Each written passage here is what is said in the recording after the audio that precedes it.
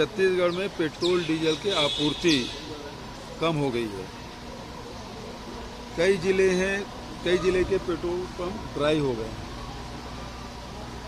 Diesel welfare association के लोग परसों मुझसे मुलाकात किए थे। अधिकारियों से भी मैंने बैठक करने के लिए कहा और जानकारी ली तो पता चला कि messrs Hindustan petroleum corporation limited के छत्तीसगढ़ में 750 रिटेल आउटलेट हैं, जिसमें पेट्रोल डीजल की सप्लाई नियमित नहीं होने के कारण से कई दिनों से बंद होने की स्थिति में।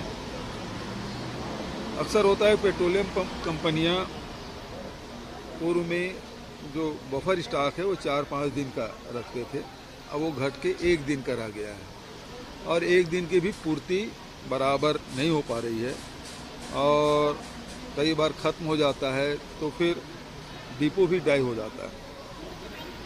ऐसी स्थिति में एक तो ट्रांसपोर्टेशन इससे प्रभावित हो रहा है, दूसरा खेती किसानी का सीजन है।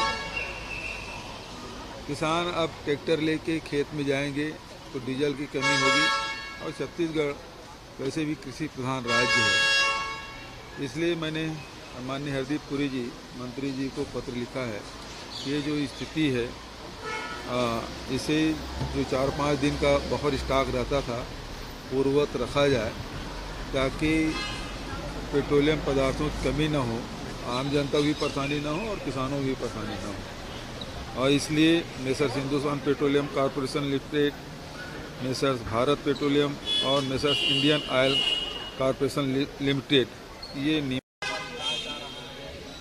कैसे देख रहे हैं इसको?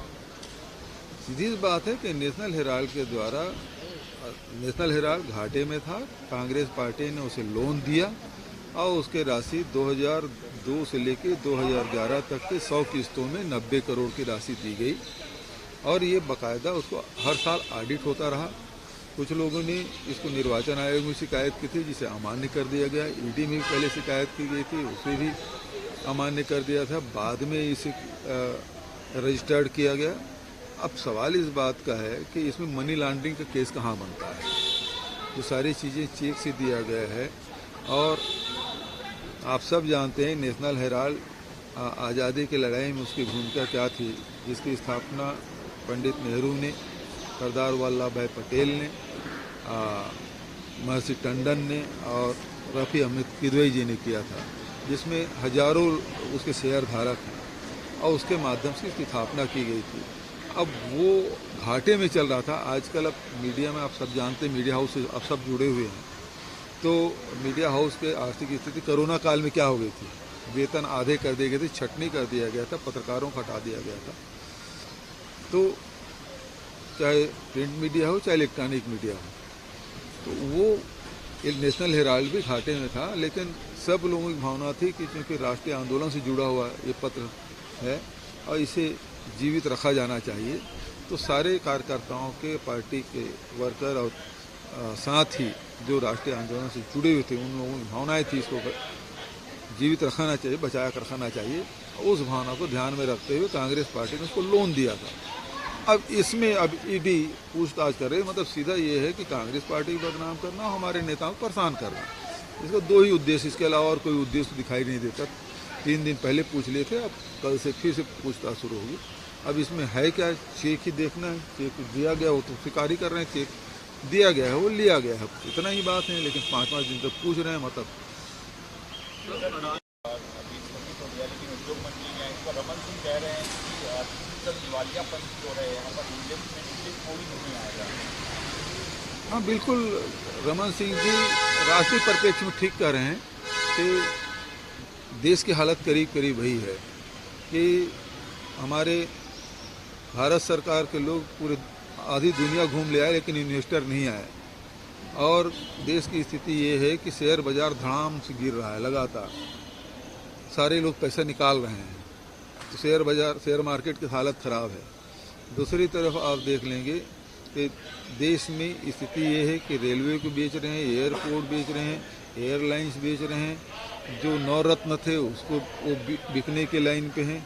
अब तो स्थिति ये है कि पेट्रोल के भाव बढ़ गए, डीजल के भाव बढ़ गए, रसोई गैस के भाव बढ़ गए कोयला मिल नहीं रहा है, कोयला का शार्टेज अलग है, रासायनिक खाद का शार्टेज अलग है, डीएपी नहीं मिल रहा है, यूरिया नहीं मिल रहा है, वो शार्टेज है। अब तो ये है कि सेना जैसे जो हमारी गौरवशाली, वो पूरी दुनिया में भारत की सेना का लोहा मानते हैं, उस सेना में भी आप भर्ती नहीं कर रहे हैं, संविदा ठेके में आप रख रहे हैं 4 साल के। तो दिवालियापन तो भारत सरकार को बताना चाहिए क्या सैनिक भर्ती करने के लिए उसके पास पैसे नहीं है कि 4 साल के ठेके में रख रहे हैं। देश पूरा जल रहा है, युवा आक्रोशित हैं, सड़कों पे हैं। तो ऐसे में भारत सरकार को सामने आकर कहना चाहिए कि आखिर सेना में एक ठेका में रखने का औचित्य क्या है। जो नौजवानों की भर्ती होती है, साल सवा साल उसको ट्रेनिंग दी जाती है, और उसको घटा के 6 महीना कर रहे हैं। जो 20 साल नौकरी करते थे उसको घटा के 3.5 साल कर दिए हैं। तो क्या भारत सरकार के पास पैसा नहीं है? रमन सिंह जी को उसको पूछना चाहिए। एक तो कारण ये है कि सिंगापुर और उसके बाद बाली जाने का था, तो वो परमिशन सिंगापुर होते भारत सरकार से नहीं मिली, और इस कारण से एक वो कारण है। और दूसरा, अभी दिल्ली में जिस प्रकार से ये अग्निवीर और नेशनल हेराल्ड के मामले को लेकर जो घटनाक्रम पूरे देश भर में चली है, उसके चलते भी ये स्थगित किया गया है। जो वो लोग शिक्षा कर्मी भर्ती करते थे, हमारी सरकार आने के बाद तो शिक्षकों की भर्ती की, हम नियमित शिक्षकों की भर्ती हमने की है। रमन सिंह एक भी शिक्षक की भर्ती नहीं कर पाए, हम शिक्षकों की भर्ती के 14,000 से अधिक शिक्षकों की भर्ती की। सर, जब ये सेना वाला विषय आया तो आपने इस पर नाराजगी जाहिर की थी केंद्र सरकार की इस नीति पर। तो आपने ये भी कहा था कि एक समूह अगर क्रिएट हो जाए और अपराध की तरफ बढ़ जाए तो क्या होगा, आपने खतरा जताया। तो उसी दौरान कहा कि नक्सलियों को ट्रेनिंग कौन देता था। क्या इसका कोई विषय उससे जुड़ता है कि प्रशिक्षित सैनिकों ने नक्सलियों को ट्रेनिंग दी? जो चर्चाएं हुई और जो बातें जो छन के आई है, तो ऐसे जो नक्सलियों को ट्रेनिंग देने वाले जो बहुत सारे लोग हैं, जो कभी सुनने में आया लिट्टे से मिलता है, कभी कहते हैं भूतपूर्व सैनिक है या कोई इंजीनियर है, उस प्रकार की ट्रेनिंग देते हैं। तो यदि इस प्रकार की संख्या बढ़ेगी और नौजवान बेरोजगार है, 10-12 लाख रुपए मिल भी जाए 4 साल बाद, क्या करेगा? एक शादी करेगा, पार्टी देगा तो वही खत्म। 10-12 लाख होता क्या है? उसके बाद अपने परिवार कैसे चलाएगा? और फिर सेना में जाने के बाद उसकी मानसिकता क्या होती है? सेना में 2 ही चीज़ बताई जाती है, या तो तुम्हारा दुश्मन है या दोस्त है, तीसरी चीज़ कुछ नहीं। अब पुलिसिंग में जो लॉ एंड ऑर्डर की स्थिति है, उसमें सबसे बातचीत करते हैं। हमारे एक कांस्टेबल को ट्रेनिंग दी जाती है कि स्थिति कैसे संभालना है। सोशल पुलिसिंग वही है कि हम कैसे संभालना है उसको। बल प्रयोग तो आखिरी है, और वहाँ दुश्मन है, मतलब सीधा गोली चलाओ। सीमा को उस पार दुश्मन दिखाई गई, गोली चलाना है। तो दोनों की ट्रेनिंग जमीन आसमान का अंतर है। अब वैसे लोग आएंगे तो स्थिति क्या बनेगी?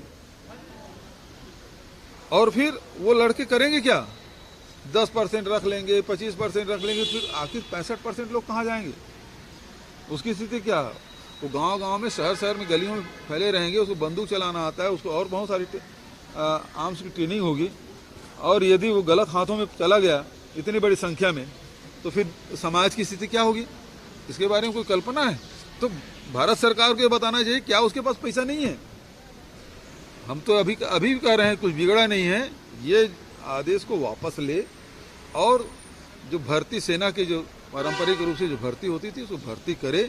नौजवानों में आक्रोश खत्म हो, उनका भी अपना परिवार है, उनकी भी भविष्य है, लेकिन एक जज्बा है देश सेवा की, तो दोनों की पूर्ति होनी चाहिए। देश सेवा भी होना चाहिए, देश की सीमाओं की सुरक्षा भी होना चाहिए, और जो सैनिक हैं उसके परिवार के भविष्य सुरक्षित होना चाहिए।